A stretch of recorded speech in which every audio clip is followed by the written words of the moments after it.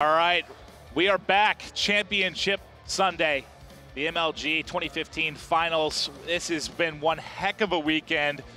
I always love me some Sunday, but DT in a tough spot right now. So, the first hard point, though, when we saw signs of life for them. We saw Ivy in the hill going on streaks, not even just when he locked the full, 60 down, even the hill before that. He had Ball in hand, ASM1 in his back pocket, he's going back and forth, making very smart decisions. And Watson and Sender were playing phenomenally around him, and Diabolic was also doing his job to a T. Then, obviously, things started to fall apart. For this drift hard point, again, obviously, when you're playing a team on this level, when you're playing on Championship Sunday, you need your A game for the entire 10 minutes of the hard point, or however long it lasts until the 250 margin gets reached. But they're going to need to come out the exact same way they did the first time, and they can't slow down a single bit, because what did Zuma just finish? Like triple positive? Oh, I stopped paying attention, like 37 and 13 or something like that. They got to stop. Right somehow. Around triple positive. Well, I mean, the one positive note I guess you can take, FaZe, I mean, are they good all around, very well-rounded team? But yeah, I think they're best known for their aggressive subplay. This is going to be a map outside of that ski lodge where it's going to be much more Ball dominant. Do all the players on FaZe, or can they all play the Ball? Absolutely. Clay, the best Ball in the game. But this is the one saving grace, maybe. You don't have to deal as much with Zuma and Attach soaring at you with ASM1s. It's like, you say that as if it's a good thing, but you say Ball dominant, and I'm just thinking, Enable had like a 1.5 KD in the first hard point. Clayster has just been waiting for an opportunity to just completely turn up and get hyped. I'm trying to look for a silver lining here. The silver lining is there's not another uplink in this best of 5 series. That's true. But here we go, kicking it off 30 seconds into this one. Just an early advantage here for FaZe. You got a 2-streak coming out of Zuma. Let's see if he can keep it rolling. He'll be Ball in hand as he's going to watch Clayster wipe somebody off of the map. Checking down below, Carousel sees Enable clean up yet another player. He's not having to deal with too much action, which is good. Just players kind of flying from Carousel is going to be his biggest concern. 10 seconds here before we're going to rotate over to security, and we'll see if DT is able to put up a better fight here. But this is not the quote-unquote hot start they wanted. No, not at all. This has basically been the exact same control FaZe was able to bring to the table in the uplink.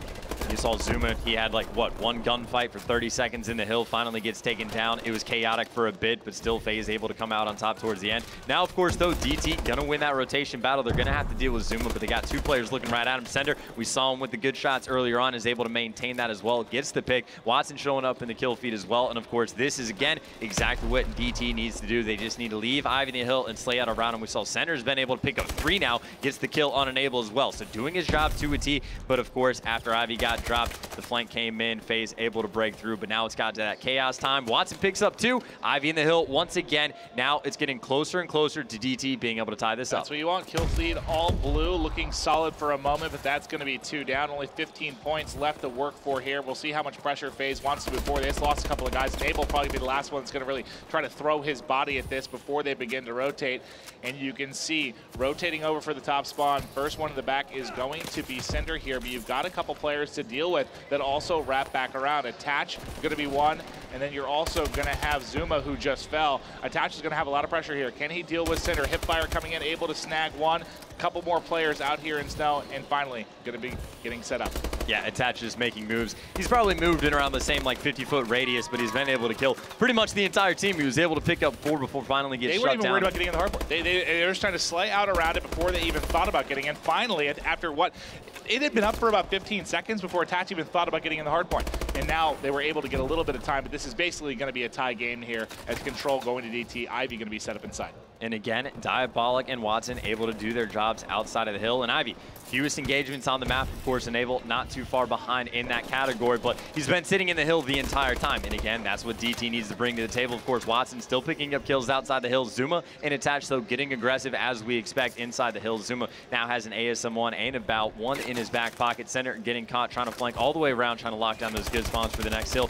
Does appear, though, there are 2 players for DT over in that area, but they are going to have to deal with Attach, and it looks like Watson going to be that guy to do the job. All right, well, let's see if Watson and Sender can keep it going. They're going to need to. Hipfire coming in from the bow, able to pick up one. Another player coming behind. That is going to be Attach. Enable, 6 and 8 right now, having a slow game, but he's going to be the man in the hard point right now. Let's see if he can lock it down at range. Not able to pick up Sender. Tags him up a bit before having to reload. He's got help on his right. Outside, the player is going to be Attach. They still have the top spawn, so they're looking solid here. 25 seconds to go, Chance. Of course. Looks like it is going to be a very close game, hopefully the whole way through. But again, there's just a certain moment where FaZe flips the switch, cranks on the pressure, and then just blows the score open. Glacier just went on a 7 streak. He was definitely part of the reason they were able to break through. Center, though, was able to pick up 2 in counter. That's the second time we've seen Diabolic able to break through the hill, picking up a kill with that ASM-1, and they are able to get those final few seconds of scrap time. Weirdly enough, no one for FaZe is going to be standing in the hill as soon as that rotation's come in. You can see a player very slowly approaching that. That's going to be Glacier. Was worried about DT going all the way around the map trying to lock him down, and well, he wasted all that time to not get inside the hill just to get picked off 2 seconds after he steps in. DT still trying to push in through that Christmas map side of things, but still, again, as soon as Attach or anyone from FaZe steps foot inside, they are going to get picked off, so they're playing a little bit timid. Well, you saw that kind of with the Ski Large one as well. They didn't worry so much about getting in the hardpoint right away. They just want to set up around it and get some kills. Looked to be similar to what they were trying to do, so worried about somebody flanking around, but it doesn't end up paying off. It didn't pay off with that hardpoint either, but somehow still managing to carry the lead by 10 points right now as we're about to hit the halfway point. I mean, this is about as close as you could ask for from DT, considering how last game went. You got to feel pretty good right now, right? Well, they did just have 2 players get killed by an avalanche, and of course, Sender was coming on the flank. So for a moment, they were in a pretty good position. You know, lock down another, you know, the final scrap time, 20 seconds, but they are going to pay that price. The wall of snow. Going to have a 30-point lead. Now the wall of snow is going to be back out for that second set of rotations. And they are able to get Attach out of the hill, but this is the first hill where FaZe started to blow up and lead at the start where they were in full control. It does appear, though, point advantage, something like that to kick things off. DT, though, they've got the past 5 kills in a row, looking to turn things around. Still a very tight game. Both teams within about 30 points of each other. And Ivy basically jumped over a player's head at lower, didn't notice it. Diabolic on a 2 spree before he's going to be taking out. We'll see Clay just trying to get set up here. He'll be in a position to basically watch if any players are trying to get set up to move towards Carousel, but they've got this pretty much locked down. He's just hunting, trying to find anything he can. Going to be able to find 1 player, then hops across. Almost 2 more lining up for him, but not able to clean it up. They've still got a 17-point advantage right now. Diabolic getting assist here in the hard point, trying to rack up as much time as he can. 10 seconds left before we're going to rotate over. Plenty of time left to play. They've kept it close this entire time.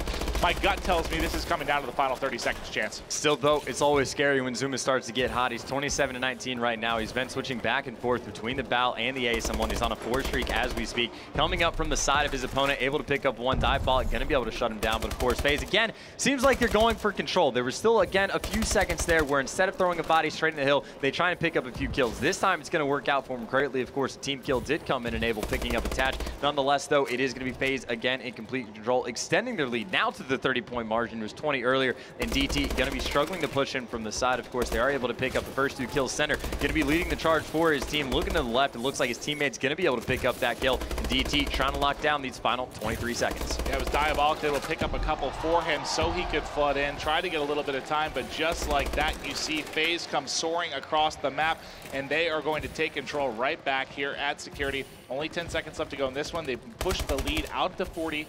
This is the biggest margin they've really had since kind of the break of the game. It's been really back and forth since then. Let's see if they can blow the gates open up on this one. Now, this is the hill where you can really get a lot of time. You didn't really see them try to push in early. That was going to be Clay in there, I believe, with the BAL. You'd rather get Attach or Zuma in there, have them flying around with the sub.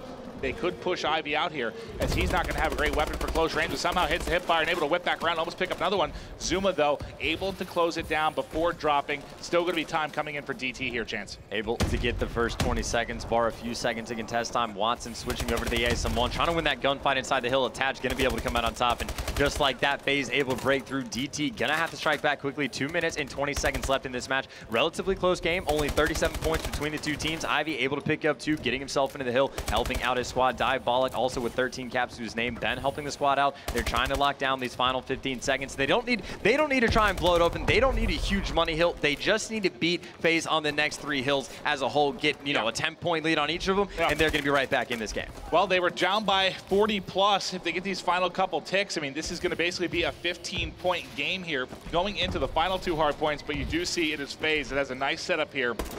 You know, you've talked about the fact that this is more of an old school map, more of like Black Ops, so you do get paid more for rotating early, especially here.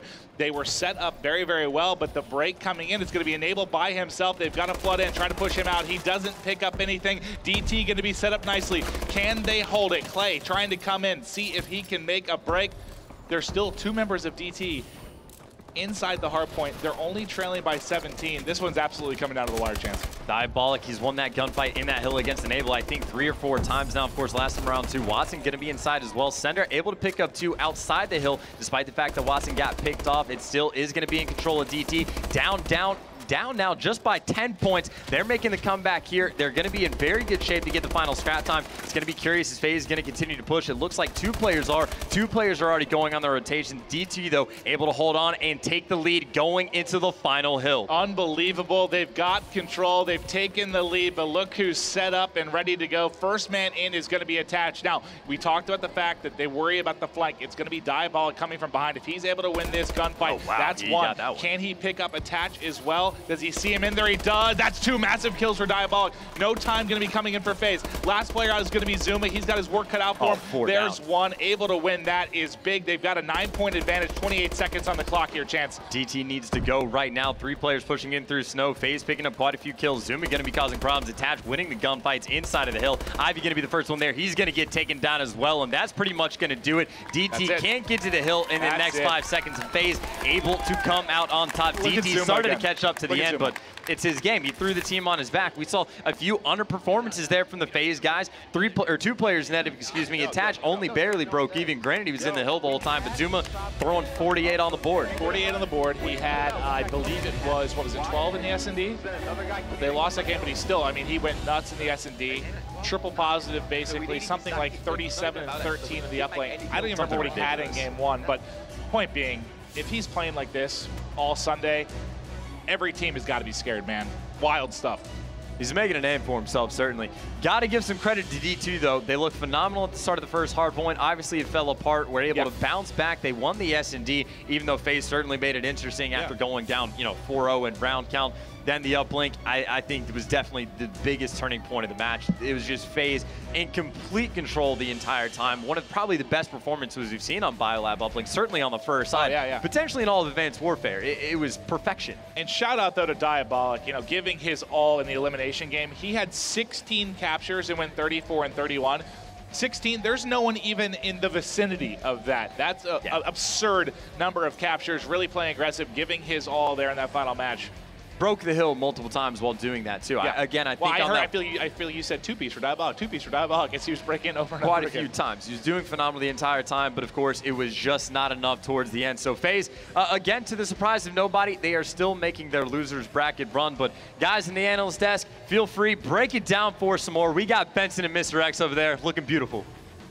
Thanks, Chance. Of course, you just saw FaZe kind of debating a little bit about what was going on in that game. And in all honesty, Matt, I have to kind of ask you about FaZe's hardpoint game. Hasn't looked the strongest. That's the second time I've seen them win a drift in the final seconds.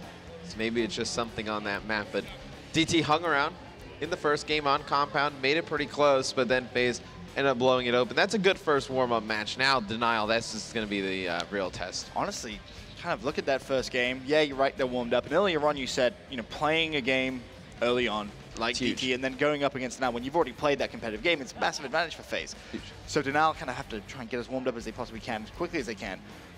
But I still kind of feel like I think Denial could take it. I really do. That doesn't look like the FaZe that we saw at Season 3. When Denial got pushed back by Elevate yesterday, that match, there was no fight from that Denial squad. They just kind of crumbled. Elevate took it really to them bad. I think they lose this first map to FaZe here. FaZe comes out pretty hot. I think we see the same thing. Well, one player from Team FaZe who has been playing extremely well all event so far is, of course, Zuma. We have a BenQ best play to start off the day as well. Zuma picking up an ace in the Search and Destroy. He's been kind of renowned for being talented at Search and Destroy, Matt, but he didn't really disappoint his team when his team needed him to step up. This is, of course, round number 7 in that Search and Destroy Detroit, and Zuma being it's a pretty big round too. Aggressive SMG, yeah, 4-2 down. This is, of course, when FaZe kind of got a little bit of momentum back and started a little bit of a comeback. Yeah, I mean, me and Puckett were watching, and next thing you knew, it was a tie game. It's crazy. This round definitely changed the momentum. Honestly, I didn't think Zuma was going to pick up that kill, but then peeked around the corner, and he did get it. So Zuma continuing on his rampage in Search and Destroy. Watson was great in that S&D for DT. Oh, he clutched so many 1v1s against Clay. It was Watson and Clay. I feel like in a few 1v1 scenarios, Watson clutched most of those. Zuma at that point was on a 5 streak, but Watson, guys on DT, they played good there. They did. That matchup, they looked pretty crushed when we went to that no shot of the players. And 7th or 8th placement for them. So still a good They placing, did break but into the top 8. I think they felt like, 1 or 2 gunfights go their way, they force them at 5, which I don't think they're in the wrong to say. That final hard point got very, very close. Uplink, a little bit of a different story, but not very as we close said, at all. Yeah. FaZe's journey here on Championship Sunday has only just begun. Coming up next, they're going to go up against the Wolfpack Denial, and that game is going to be one you will not want to miss. Be right back.